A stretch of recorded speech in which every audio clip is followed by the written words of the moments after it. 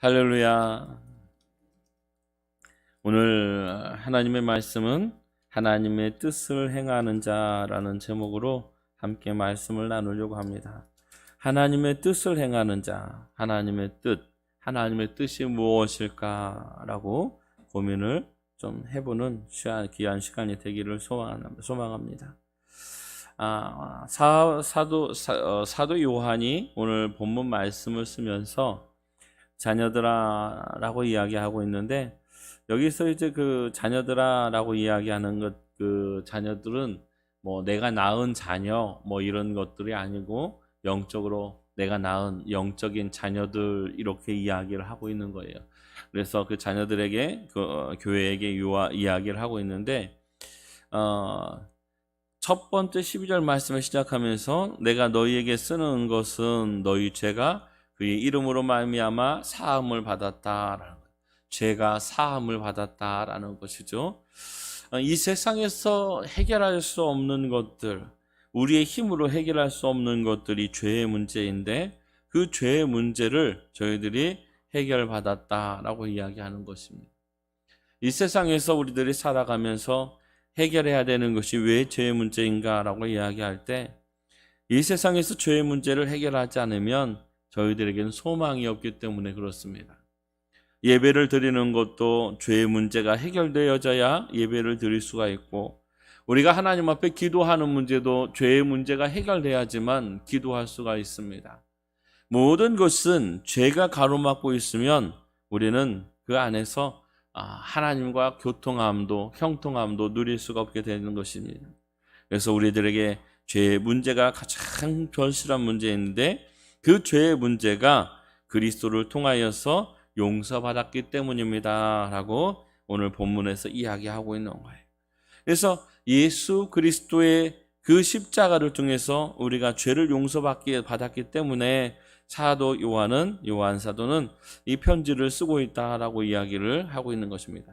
그러니까 다시 얘기하면, 예수 믿지 않는 사람들, 죄 가운데 있는 사람들에게 이 편지를 쓰고 있는 것이 아니라 저희처럼 예수 안에 있는 사람들에게 이 편지를 쓰고 있다라고 이야기를 하고 있습니다. 그래서 13절, 14절 말씀에 보면 부모들, 아비들아라고 이야기하고, 또 청년들아라고 이야기를 하기도 하고, 또 아이들아라고 이야기를 하기도 합니다만, 또 이렇게 그 부르는 이 명칭에 따라서 중복해서 5번 불러서 이야기를 합니다. 그래서 그 부르는 것들을 보면 아비들아라고 이야기하고, 태초부터 계신 그분이 너희들을 알았다라고 이야기를 하고, 또 청년들아라고 이야기하면서 악한 자와 싸워서 이겼다라고 이야기를 하고, 또 다시 아비들아라고 이야기하면서 여러분이 아버지를 알고 있다라고 이야기를 하는 거예요. 그러니까 앞에 13절 아비들아는 하나님께서 우리를 알고 계시다라고 표현을 하고 있는 것이고, 14절에서는 아비들아라고 이야기하면서 우리가 하나님을 알고 있다라고 표현을 하고 있는 거예요. 두 번째 청년들아 13절에 이야기할 때는 악한 자와 싸워서 이겼다라고 표현을 하고 있는데, 14절 말씀에 보면 청년들아라고 이야기하면서 우리가 강하다라고 이야기하는데, 왜 강한가라고 이야기할 때 하나님 말씀 안에 살고 있으므로 우리가 강하다라고 이야기를 하고 있는 거예요. 그러니까 13절 말씀과 14절 말씀을 같은 맥락으로 가면서 13절 말씀을 이렇게 느낌표의 의미로 주었다면, 그 이후의 해답으로 14절 말씀을 주고 있다라는 것들을 알 수가 있습니다. 그러면 아비들아, 청년들아, 아이들아 라고 이야기를 하고 있는데, 이 말씀이 뭐 아버지들, 그러니까 저희가 이야기하는 아버지 이런 개념의 뜻도 포함을 하고 있지만, 그래서 이제 저희가 읽고 있는 이 본문의 아비들아라고 포함을 이렇게 해석을 하고 있지만, 이 아비라는 실제적인 아버지를 뜻하기도 하지만, 어떤 한 족보, 그러니까 가정의 가장을 이야기할 때에도 이 아비드라라고 쓰기도 하고요. 또 조상이나 선구자, 선지자, 또 존경받는 사람이나 또 노인분들을 이야기할 때도 이 아비드라라고 이런 단어를 쓰기도 합니다. 청년들아라고 이야기할 때 어떤 젊은 청년들을 이야기하기보다 이 오늘 본문 말씀을 해석하는 성경 주석가들은 그렇게 표현합니다. 아비들아 라고 표현할 때는 예수 안에서 예수님을 믿고 하나님 앞에 있는 영적인 아비들 이렇게 표현을 하기도 하고, 청년들은 이제 막 예수를 믿고 막 강성해지고 영적인 싸움을 하는 그런 이렇게 성도들을 청년들아 표현하기도 하고, 아이들아 라고 이렇게 표현하고 있는 것은 이제 막 교회 안에 들어와서 영적인 신앙생활을 시작하는 사람들을 아이들아 라고 표현한다고 이렇게 성경 주석가들이 이야기를 합니다. 그러나 이것이 정답은 아니에요.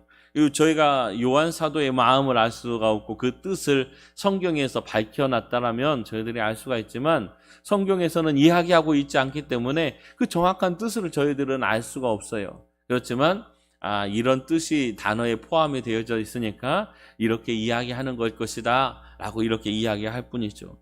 그래서 태초부터 계신 그분이 우리들을 알고 있다라는 거예요.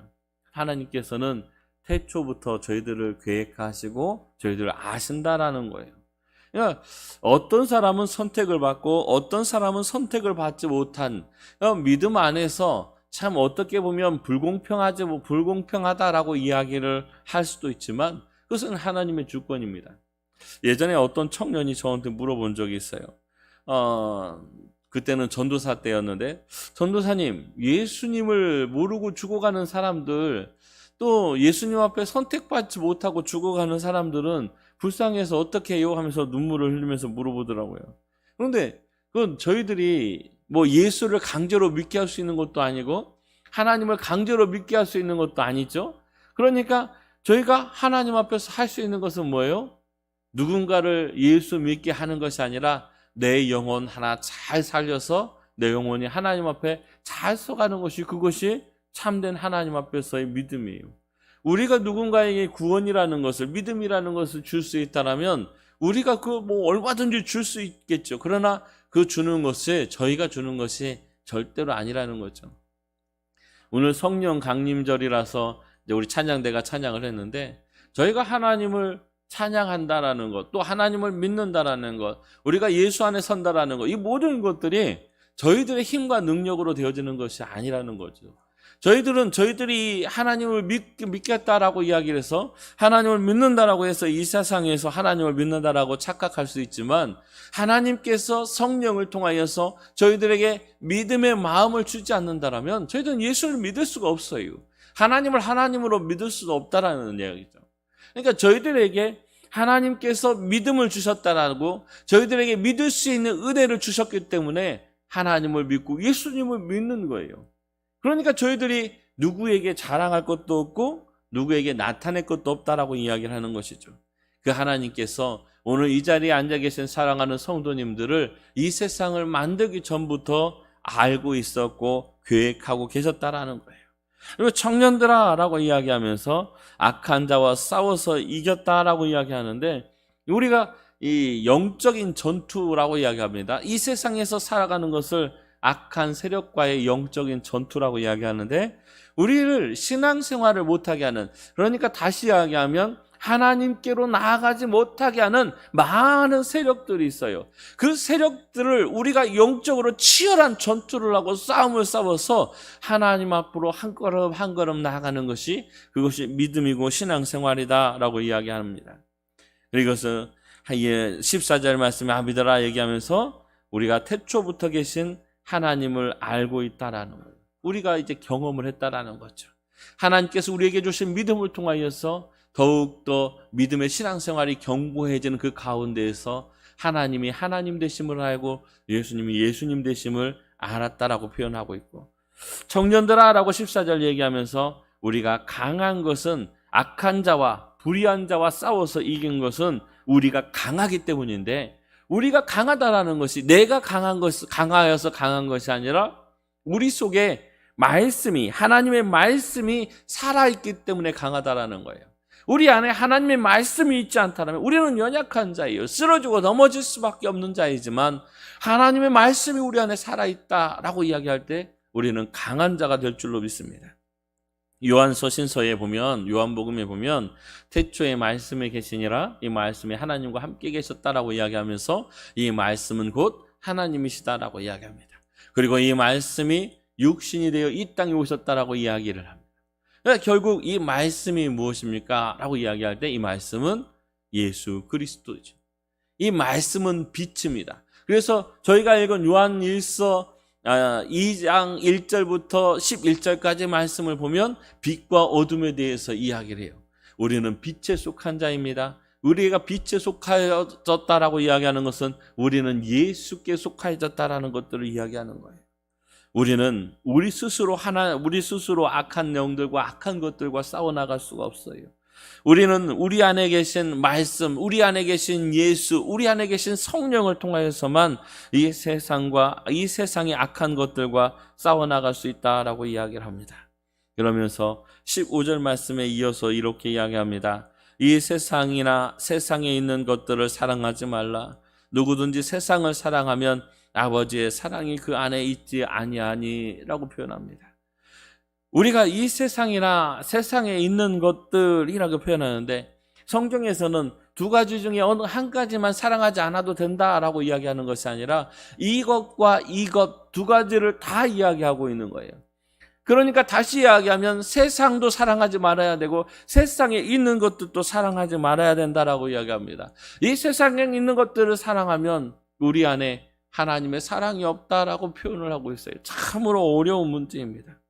사랑하는 성도님들, 우리 안에 세상을 사랑하는 사랑이 있습니까? 세상에 있는 것들을 좋아하고 세상에 있는 것들을 따라가는 그것들이 우리 안에 있습니까?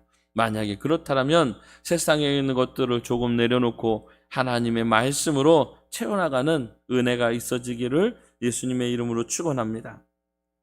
그래서 그러면 15절 말씀에 세상에 있는 것들, 세상과 세상에 속한 것들이 무엇인가 라고 이야기하는 것들을 16절에 이야기하고 있어요. 16절에 우리 같이 한번 16절을 읽어보겠습니다. 시작. 이는 세상에 있는 것이 육신의 정욕과 안목의 정욕과 이생의 자랑이니 다 아버지께로부터 온 것이 아니요 세상으로부터 온 것이라 라고 이야기합니다. 자, 이 세상이나 세상에 속한 것이 무엇인가 라고 이야기할 때 육신의 정욕과 안목의 정욕과 이생의 자랑이다 라고 이야기합니다. 이걸 조금 더 쉬운 말로 표현하면 이렇게 성경은 해석을 하고 있어요. 이 세상에는 악한 것들이 있습니다. 그것은 바로 우리 육신을 즐겁게 해주는 것, 우리 눈을 즐겁게 해주는 것, 우리의 삶에 대해 자랑하는 것입니다. 이런 것들은 아버지께로부터 온 것들이 아닙니다 라고 표현하고 있어요. 이 말씀이 오히려 조금 더 쉽게 설명을 하고 있는데, 그럼 우리의 육신을 즐겁게 해주는 것이 무엇인가 라고 이야기할 때 우리 육신을 즐겁게 해주는 것이 무엇입니까? 여러 가지가 있겠죠. 내 개인적인 육신의 즐거움도 있고 하지 말아야 될 육신의 즐거움도 있고 여러 가지 즐거움이 있지만 내 육신을 위해서 즐기는 것, 그것은 우리들이 하나님 앞으로 나아가는 것들을 자꾸만 방해하고 발목 잡는 것들이다라는 것들을 이야기합니다. 로마서 8장 13절 말씀에 너희가 육신대로 살면 반드시 죽을 것이로되 영으로서 몸의 행실을 죽이면 살리니라고 이야기합니다. 우리가 육신대로 살면 죽을 것이래요. 우리가 이 세상에 있는 것들 그대로 생하면, 그대로 살아가면 우리는 죽을 수밖에 없다라고 이야기합니다. 그런데 반대로 대조해서 갈라디아서 5장 16절에 내가 이르노니 너희는 성령을 따라 행하라 라고 얘기합니다. 성령을 따라 행하라. 그리하면 육체의 욕심을 이루지 아니하리라 라고 이야기합니다. 성령을 따라 행하면 육체의 욕심을 이루지 않는다라고 갈라디아서 5장 16절에 이야기하는데, 결국 이 세상을 따라가면 우리는 사망, 결국 멸망할 수밖에 없고, 성령을 따라 행하면 우리는 육신의 행실을 죽이고 하나님 앞으로 나아갈 수 있다라고 이야기하는 거예요. 참으로 어려운 이야기일 수도 있습니다. 육신을 위해 즐거움을 포기하시기 바랍니다. 육신을 위한 즐거움은 내려놓는 은혜가 있어지기를 소원합니다. 그리고 두 번째는 안목의 정욕이라고 이야기하는데, 이것은 우리의 눈을 즐겁게 해주는 것이라고 이야기합니다. 우리의 눈을 즐겁게 해주는 것. 우리가 가지고 있는 우리의 육신 중에서 쾌락에 관한 것들을 가장 먼저 감지하는 것이 무엇인가라고 이야기할 때 우리의 눈입니다. 눈에 보이며 눈에 보일 때 좋은 것, 그것을 우리는 좋다라고 이야기합니다. 핸드폰, 저희 핸드폰 안 갖고 계시는 분 계신가요? 너무 좋죠. 핸드폰 너무 좋아요. 그러나 그 핸드폰을 통해서 그곳에 있는 즐거움들을 쫓아가고 있는 우리의 청소년들이 얼마나 많은 영혼들이 죽어가고 있는지 알 수가 없어요. 결국 눈에 보이는 즐거움을 따라가게 돼 있거든요. TV, 텔레비전 얼마나 좋습니까? 얼마나 즐겁습니까? 보면 하하하하 웃을 수도 있고 기쁨도 있고 즐거움도 있고 눈물도 있고, 그런데 문제는 그렇게 눈물과 웃음과 기쁨과 쾌락이 그 안에 있지만 결국 그것이 끝나고 나면, 1시간의 그 방영 시간이 끝나고 나면 남는 것이 있습니까? 오히려 마음속에 공허함만 덜 뿐이죠. 우리의 눈을 즐겁게 할 수 있는 것, 그것은 우리의 참된 기쁨을 나타낼 수가 없습니다. 이생의 자랑, 이 세상에 대한 자랑, 우리의 삶의 자랑을 이야기합니다. 이것을 성경에서는 헛된 자랑, 교만, 위선 이렇게 표현합니다. 세상에 소유하고 있는 것들을 자랑해요. 내가 가지고 있는, 세상에 가지고 있는 것들을 자랑해요. 이 요한 1서가 써져 있는 이 성경적인 배경시대에 너무나도 많은 핍박이 있었고 또 너무나도 많은 힘들과 괴로움이 있었을 거예요. 그런데 그런 가운데에서 많은 사람들이 권력과 부를 추적하고 많은 사람들을 노예로 부리는 그런 삶들을 바라보면서 예수 믿는 사람들이 어떤 생각을 가졌을까라는 것들은 이렇게 불보듯 뻔한 것이죠. 그런 사람들을 향하여서 이 요한이 이야기하는 거예요. 세상에 있는 것들에 대한 자랑을 하지 마라. 그럼 무엇에 관한 자랑을 해야 될까? 우리는 천국에 관한 자랑을 해야 됩니다. 영생에 관한 자랑을 해야 됩니다. 하나님에 관한 자랑을 해야 된다라는 거예요. 저희가 읽은 이 16절 말씀, 육신의 정욕과 안목의 정욕과 이생의 자랑이니 라고 이야기하는 이 말씀이, 이 사도 요한은 구약에 있는 말씀을 인용해서 한 말씀인데 어디에 있는 말씀이냐면 창세기 3장 6절에 있는 말씀을 인용해서 한 거예요. 저의 창세기 3장 6절 말씀을 제가 한번 읽어드리겠습니다. 여자가 그 나무를 본즉 먹음직도 하고 보암직도 하고 지혜롭게 할 만큼 탐스럽기도 한 나무인지라. 여자가 그 열매를 따먹고 자기와 함께 있는 남편에게도 주며 그 줌에 그도 먹은지라 라고 얘기해요. 그러니까 하와가 하나님께서 말씀하신 에덴 동산 중앙에 있는 따먹지 말라라고 이야기하는 선악을 알게 하는 나무의 열매를 보니까 먹음직도 하고 보암직도 하고 지혜롭게 할 만큼 탐스럽기도 한 나무의 열매다라는 거예요.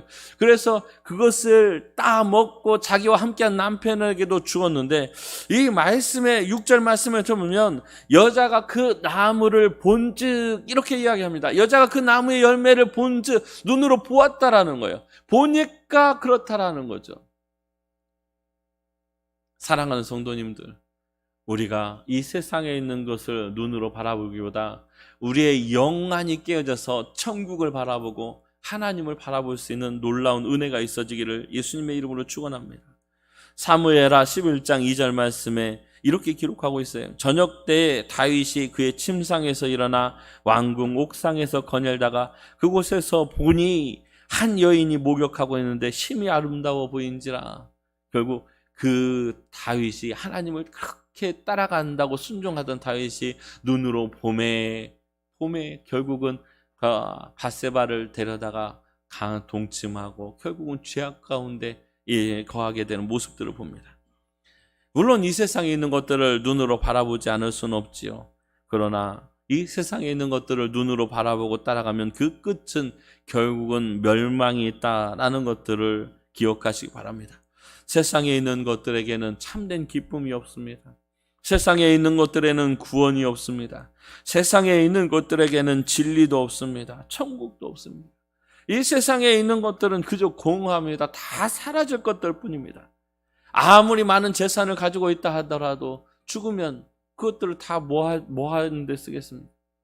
얼마 전에 삼성 회장 되시는 분이 소선을 하셨는데 가면서 과연 무엇을 가지고 갔을까요? 물려준 상속세만 13조, 14조가 된다라는데 그럼 물려준 재산은 얼마가 몇백 조가 되겠습니까? 그런데 죽는 그 순간에 그분이 가져갈 수 있었던 게 무엇일까요? 아무것도 없는 줄 믿으시기 바랍니다. 가져갈 수 있는 게 아무것도 없어요. 이 세상에 있는 것들은 그저 이 세상에 있다가 그저 안개처럼 바람처럼 사라질 것들밖에 없다라는 거예요.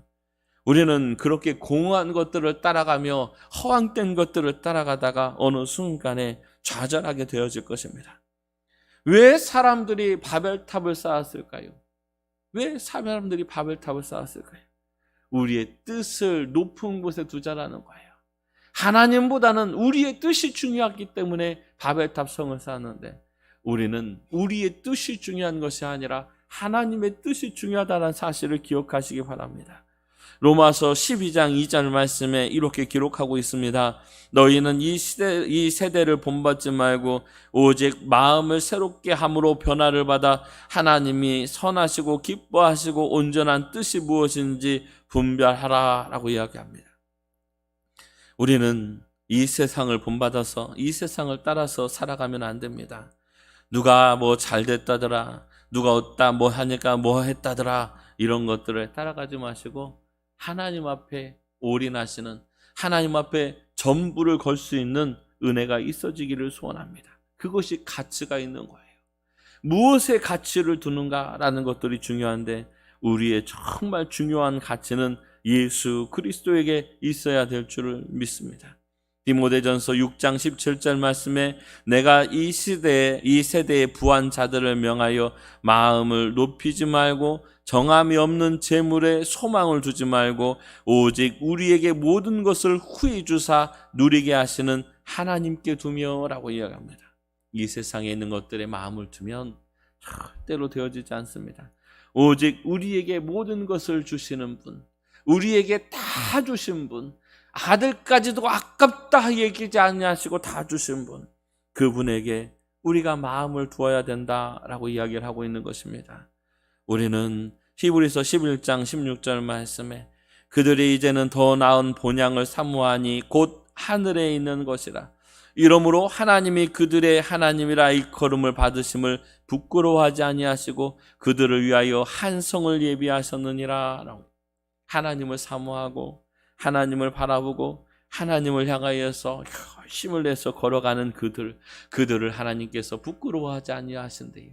그들을 위해서 하나님께서 한 성 천국을 준비하고 계신대요. 우리가 이런 천국에 우리의 마음을 두고 소망을 두어야 될 줄로 믿습니다. 신명기에서 6장 5절 말씀에 너는 마음을 다하고 뜻을 다하고 힘을 다하여 내 하나님 여호와를 사랑하라 라고 말씀하십니다. 하나님을 사랑하는 것, 하나님 앞에 마음을 두는 것, 하나님 앞에 뜻을 두는 것, 그것이 우리들에게 가장 중요한 인생의 목표가 되는 줄을 믿으시기 바랍니다. 하나님의 뜻을 행하는 자는 하나님 앞에 마음을 두는 자입니다. 하나님 앞에 마음을 뺏긴 자가 하나님 앞에 뜻을 품는 자예요. 사랑하는 우리 원동교회 성도님들, 하나님 앞에 마음을 뺏긴 분들이 되시길 소원합니다. 하나님 앞에 마음을 두신 분들이 되길 소원합니다. 이 세상에 있는 것들 때문에 마음 울렁이고 속상해하고 이 세상에 있는 것들 때문에 가슴 아파하지 마시고 천국 때문에 살아가는 삶의 의미가 있는 사랑하는 성도님들 되시기를 예수님의 이름으로 축원합니다. 기도하겠습니다.